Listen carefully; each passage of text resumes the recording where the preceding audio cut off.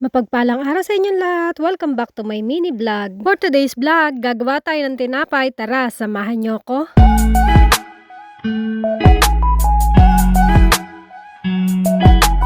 Tinapay pwede sa almusal at merienda. Maglagay tayo ng harina sa isang mixing bowl at maglagay tayo ng baking powder, maglagay tayo ng sugar at haluin natin. At habang hinahalo natin ang harina, ang ating mga ingredients, ay maglagay na tayo ng milk o gatas paunti-unti habang hinahalo natin ang ating dry ingredients. Ayan, lagay lang natin paunti-unti. At habang hinahalo natin, maglalagay na rin tayo ng melted butter. Ayan, pagkalagay ng melted butter, continuous tayong maghahalo para mag-well combine ang ating mga ingredients. Halo-halo lang. Konting tiyaga lang tayo sa paghahalo at mag-add na tayo ng isang egg. At pagkalagay ng egg ay haluin na nating mabuti para mag-combine at maglalagay tayo ng vanilla. Pagkalagay natin ng vanilla, haluin natin mabuti at maglalagay na tayo sa molder. Itong cupcake molder ang gagamitin kong lagayan o paglulutuan ko nitong aking gagawing tinapay. Ayan, maglalagay lang tayo. Ito ay lulutuin ko sa air fryer kaya paunti-unti ang luto dahil maliit lang naman ang air fryer. First 3 muna ang lulutuin ko o unang 3. Sa mga mami dyan na may mga anak na mahilig sa tinapay, try nyo po ang ingredients na ito at siguradong magugustuhan nila. At ayan, itap-tap natin para mawala yung bubbles. At ito na po yung ating first 2 at maglalagay na tayo sa air fryer. Lutuin natin sa 150 degrees sa loob ng 15 minutes at ayan, after 15